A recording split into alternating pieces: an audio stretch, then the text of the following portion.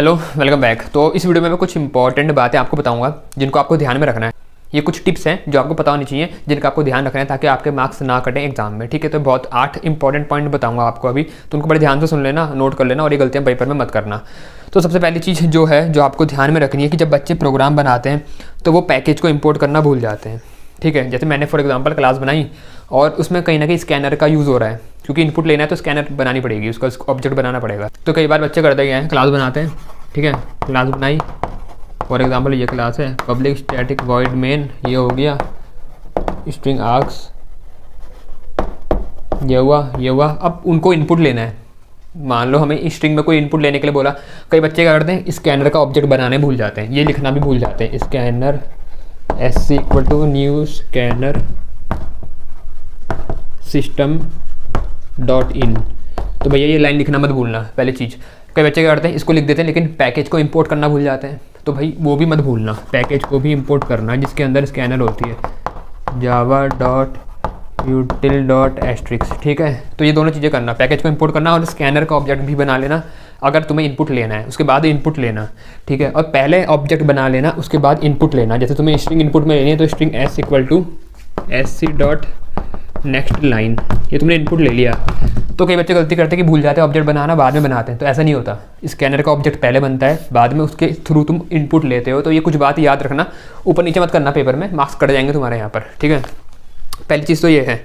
दूसरी बात है, कई बार ऐसा होता है प्रोग्राम हम बना देते हैं लेकिन सेमी कॉलन लगाना भूल जाते हैं।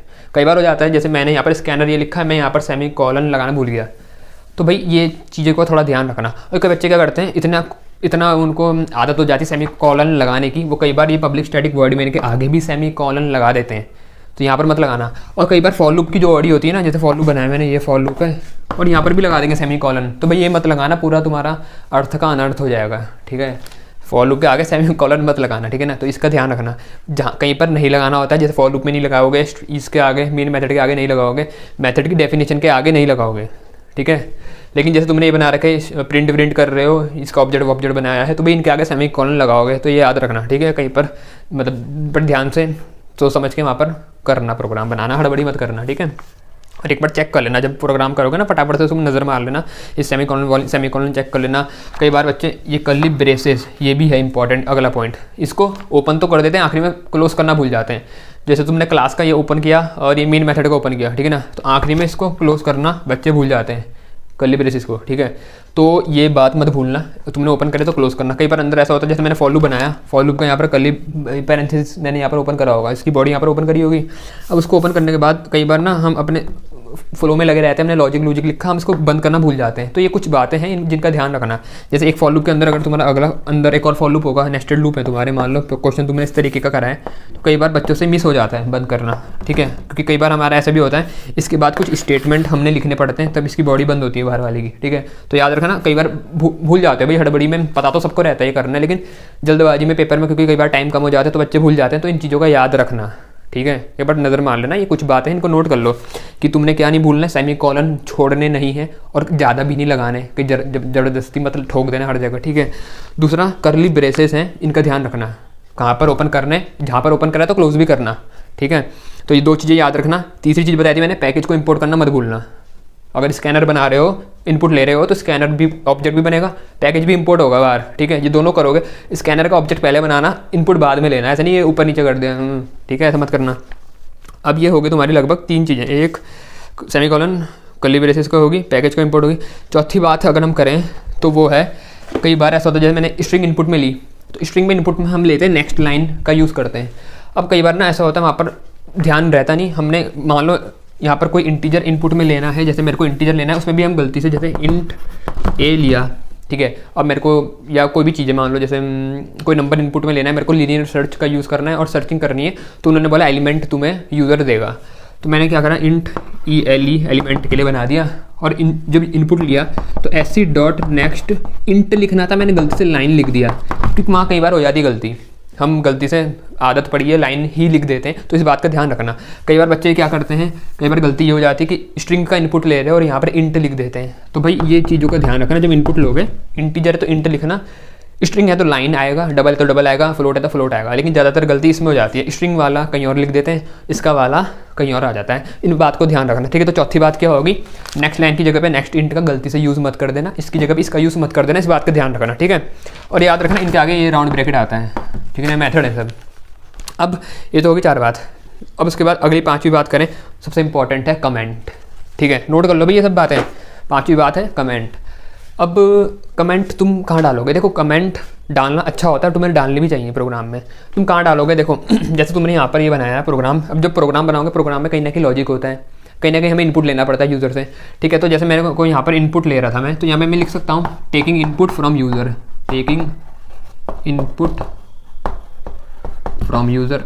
एक कमेंट ऐसे मार देना, सिंगल लाइन कमेंट करना जितना होगा तुम, मतलब जितना जब भी कमेंट करोगे ना तो सिंगल लाइन करना वो ज़्यादा बेटर है। सिंगल लाइन कैसे करते हो, डबल फॉरवर्ड स्लैश मारो, फॉरवर्ड मतलब इनका मुंह आगे को होगा, इस तरीके के पढ़ेंगे, उसके आगे लिख देना जो भी तुम्हारी कमेंट होगी, ठीक है।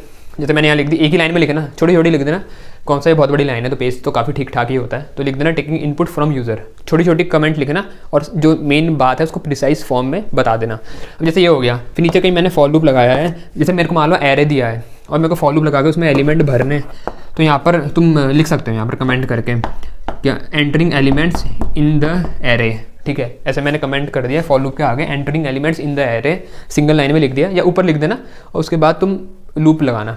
आ रही बात समझ में, आ रहा ना समझ में, तो इस तरीके से तुम कमेंट करना। अब आखिरी में जैसे ये हो गया, उसके बाद प्रिंट कर रहे होगे तो तुम कमेंट करके लिख देना, प्रिंट करवाने से पहले जैसे लूप लगा के प्रिंट कर रहे हो एरे के एलिमेंट, तो ऊपर पहले डबल स्लैश लगा के लिख देना प्रिंटिंग एरे एलिमेंट या जो भी है displaying element of the array, जो भी कर रहे होगे वो लिख देना, उसके बाद फॉर लूप लगा के वो कर देना। और आखिरी में सबसे आसान क्या रहता है, जब तुम मेन को क्लोज करते हो और क्लास को क्लोज करते हो ना, मान लो मैंने यहाँ मेन क्लोज किया, यहाँ क्लास क्लोज किया, इसके आगे भी कमेंट लिख दो डबल स्लैश करके कि मेन क्लोज्ड और यहाँ पर क्लास क्लोज्ड। तो ये तो लगभग सब में डालोगे 2 कमेंट, बाकी जहाँ इनपुट ले रहे होगे वहाँ पर डाल देना एक कमेंट, जहाँ पर प्रिंट कर रहे होगे वहाँ डाल देना, तो 4-5 कमेंट तुम्हारी हो जाएंगी। तो और क्या करना है, तो मतलब डाल देना 4-5 कमेंट, लगभग हर एक में होगा ही। जितने क्वेश्चन बनाओगे उनमें इनपुट लेना पड़ेगा, कुछ ना कुछ लॉजिक लगाना पड़ेगा और प्रिंट भी करना पड़ेगा, लगभग ये 3 काम तो मिलते ही हर क्वेश्चन में। तो 3 कमेंट वहाँ हो जाएंगी, 2 कमेंट यहाँ डाल दोगे, 5 कमेंट होगी बहुत है, ठीक है। तो हमने देख ली 5 चीज़ें, कमेंट, सेमीकोलन के बारे में, कर्ली ब्रेसेस के बारे में, कब खोलना है कब बंद करना पता होना चाहिए, पैकेज इंपोर्ट करना है, नेक्स्ट लाइन नेक्स्ट इंट के बीच में जो गड़बड़ी होती है सब।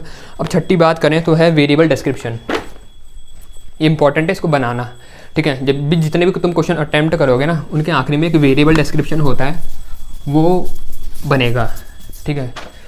वो क्या होता है, उसमें तुम अपने वेरिएबल के बारे में बताते हो कि तुमने कौन कौन सा वेरिएबल ले रखा है, उसका क्या क्या काम है और उसका डेटा टाइप क्या है, ठीक है। इसको मैं डिटेल में अगली वीडियो में बताऊंगा, तुम्हें जल्दी लेके आ जाऊंगा, उस वीडियो में समझाऊंगा, एक प्रोग्राम को लेकर के बताऊंगा कि भाई ये प्रोग्राम है तो उसके लिए तुम कैसे वेरिएबल डिस्क्रिप्शन बनाओगे, ठीक है ना। पर इसको बनाना मत भूलना।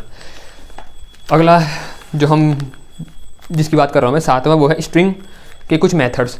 स्ट्रिंग के कुछ ऐसे मेथड्स हैं जो तुम्हारे लगभग प्रोग्राम में स्ट्रिंग का क्वेश्चन करोगे तो वहाँ यूज़ आते ही हैं, जैसे कैर एट मेथड। और इनमें बच्चे गलती क्या करते हैं, इसे याद रखना, जो भी मेथड होते हैं ना स्ट्रिंग के, उसका पहला जो वर्ड होगा उसका पहला कैरेक्टर स्मॉल में होगा, बाकी जितने भी आते रहेंगे उनका आगे वाला पहला कैरेक्टर कैपिटल होगा। जैसे टू लोअर केस पड़ा होगा तो टू का टी छोटा रहता है, लोअर केस का एल बड़ा, केस का सी बड़ा।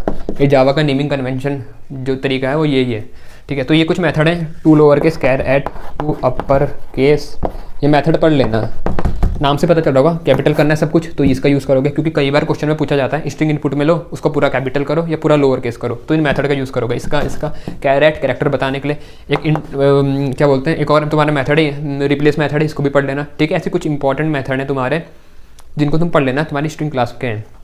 ऐसी एक तुम्हारी कैरेक्टर रैपर क्लास है कैरेक्टर वाली, उसमें भी कुछ मेथड है इंपॉर्टेंट कैरेक्टर रैपर, क्योंकि जब तुम क्वेश्चन करोगे ना कई बार पेपर में आता है कैरेक्टर क्लास की तुम्हें ज़रूरत पड़ती है कि एक कैरेक्टर है बताओ कि क्या है डिजिट नहीं है, तुम्हें ऐसा कुछ, मतलब मैंने क्वेश्चन करा रखे हैं, मैं अगर मेरे को मिल जाएंगे तो मैं डिस्क्रिप्शन में डाल दूंगा, वरना तुम सर्च कर लेना, मैंने प्ले लिस्ट बना रखी है इंपॉर्टेंट प्रोग्राम की, स्ट्रिंग के प्रोग्राम की, तुम वहाँ ढूंढ लेना। एरे की भी मैंने प्ले लिस्ट बना रखी, मैंने उसमें स्ट्रिंग और एरे दोनों के मिक्सचर वाले क्वेश्चन भी बहुत सारे करा रखे हैं कि नाम सर्च करना है उसमें, ये देखना है वो देखना है, भाई तुम उनको जाके देख लेना, वो सब इंपॉर्टेंट क्वेश्चन है, ठीक है।